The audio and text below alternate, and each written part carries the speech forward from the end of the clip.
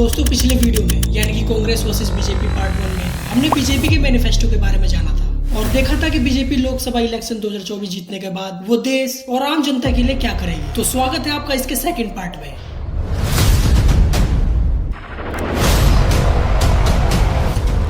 इस वीडियो में हम कांग्रेस के मैनिफेस्टो को डिटेल में समझेंगे और जानेंगे कि आखिर किसका मैनिफेस्टो देश के लिए बेटर विजन रखता है, किस पार्टी के विचार जनता के विचारों से मैच करते हैं। तो दोस्तों कांग्रेस के मैनिफेस्टो का नाम न्याय पत्र दिया गया है। पार्टी के इस घोषणा पत्र को कांग्रेस अध्यक्ष मल्लिकार्जुन खड़गे, सोनिया गांधी और राहुल गांधी ने मिलकर जारी किया है। तो आइए इनके भी मैनिफेस्टो के बारे में डिटेल में समझते हैं और देखते हैं कि ये लोकसभा इलेक्शन 2024 जीतने के बाद देश के लिए, हम आम जनता के लिए क्या क्या करेंगे।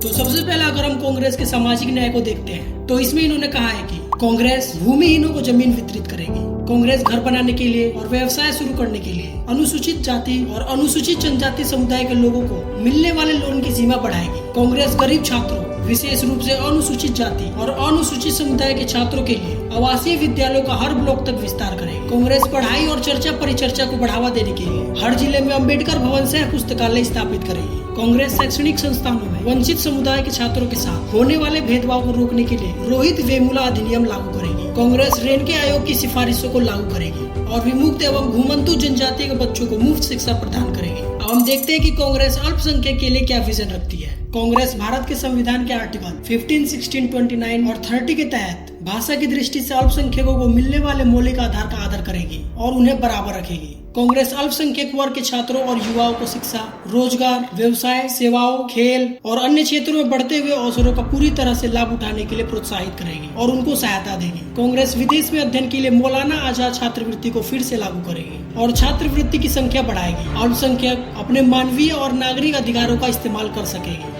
कांग्रेस यह सुनिश्चित करेगी कि अल्पसंख्यकों को शिक्षा, स्वास्थ्य देखभाल, सरकारी नौकरी, लोक निर्माण अनुबंध, कौशल विकास, खेल और सांस्कृतिक गतिविधियों में बिना किसी भेदभाव के उचित अवसर मिले। कांग्रेस यह सुनिश्चित करेगी कि प्रत्येक नागरिक की तरह अल्पसंख्यकों को भी पोशाक, खान पान, भाषा और व्यक्तिगत कानूनों की स्वतंत्रता। कांग्रेस व्यक्तिगत कानूनों में सुधार को बढ़ावा देगी। अल्पसंख्यकों को भी पोशाक, खान पान, भाषा और व्यक्तिगत कानूनों की स्वतंत्रता मिले। कांग्रेस व्यक्तिगत कानूनों में सुधार को बढ़ावा देगी जो संबंधित समुदायों की भागीदारी और सहमति से किए जाएंगे। कांग्रेस संविधान की 8वीं अनुसूची में अधिक भाषाओं को शामिल करेगी। हम वरिष्ठ नागरिक और दिव्यांगों के बारे में देखते हैं।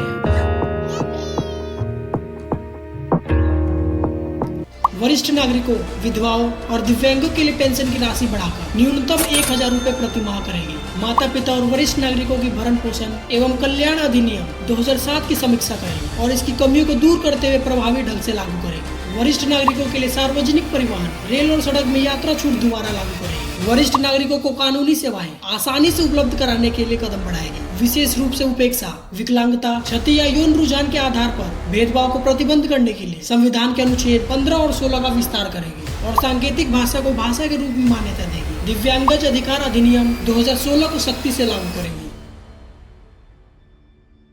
दोस्तों हम आखिरी में स्वास्थ्य के बारे में देख लेते हैं। सरकारी स्वास्थ्य संस्थाओं में गुणवत्तापूर्ण स्वास्थ्य देखभाल हर नागरिक के लिए मुफ्त उपलब्ध होगी। राजस्थान के चिरंजीवी योजना के तर्ज पर देश भर में 25 लाख रुपए तक मुफ्त इलाज के लिए कैशलेस बीमा योजना लागू की जाएगी। चिकित्सा की सभी प्रणालियों को बढ़ावा दी जाएगी। 2500 से अधिक आबादी वाली बसाहट में एक अतिरिक्त आशा कार्यकर्ता नियुक्त किए जाएंगे। हर जिले में एक सरकारी मेडिकल कॉलेज सह अस्पताल स्थापित किया जाएगा। तो दोस्तों यहाँ तक कांग्रेस के घोषणा पत्र का सारांश। आपको क्या लगता है किस पार्टी का घोषणा पत्र बेहतर है? हमें अपनी राय कमेंट्स में जरूर से बताएं।